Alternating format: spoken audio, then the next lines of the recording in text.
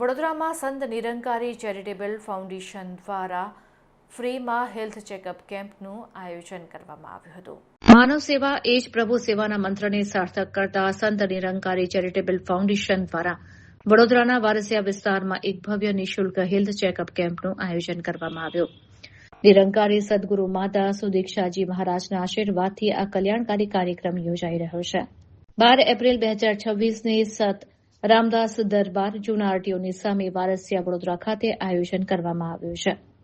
જરૂરિયાતમંદ નાગરિકોને વિનામૂલ્યે આરોગ્ય તપાસ અને માર્ગદર્શન પૂરું પાડવાનું છે. નિરંકારી મંડળ દ્વારા સમયસર પર આવા સામાજિક કાર્યો કરવામાં આવે છે, જેમાં રક્તદાન શિબિર અને સ્વચ્છતા અભિયાનનો પણ સમાવેશ થાય છે. વડોદરાના રિંગ રોડ બાપો સ્થિત એકતાનગર નિરંકારી સત્સંગ ભવન દ્વારા તમામ નાગરિકોને આ સેવાનો લાભ લેવા માટે નમ્ર વિનંતી કરવામાં આવી છે.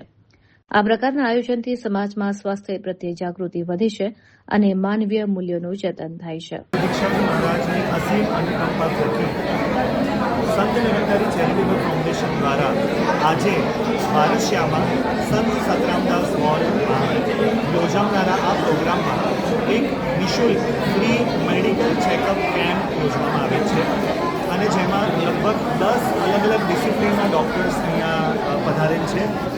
ગવર્મેન્ટના એસએસજી હોસ્પિટલની સાથે એફિલિએટ કરી આ પ્રોગ્રામનું સુંદર આયોજન કરવામાં આવ્યું છે, જેમાં જનરલ ફિઝિશિયન, આંખોના નિષ્ણાત, દાંતના નિષ્ણાત, સ્ત્રી રોગના નિષ્ણાત, ઓર્થોપેડિક, બાળકોના રોગોના નિષ્ણાત એવા અનેક ડૉક્ટર્સ અહીંયા આવી અને લોકોને પોતાનું માર્ગદર્શન આપી રહ્યા છે.